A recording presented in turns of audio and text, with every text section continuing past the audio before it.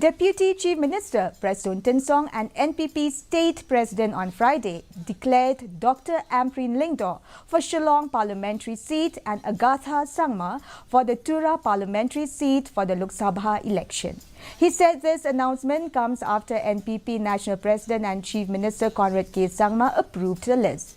He said that they had 5 to 6 aspirants for both seats and the State Election Committee has examined up to the polling booth level and had recommended the 2 names to the High Command. I told you we have not less than 5-6 aspirants, not only from Shillong Parliamentary constituency, but also from Tura Parliamentary constituency. So ultimately, the State Election Committee has duly examined and proper consultation has also been made, not only up to the district level, but up to the polling booth level.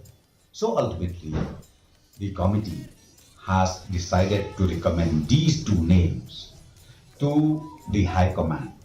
And again, the High Command has already approved these 2 names.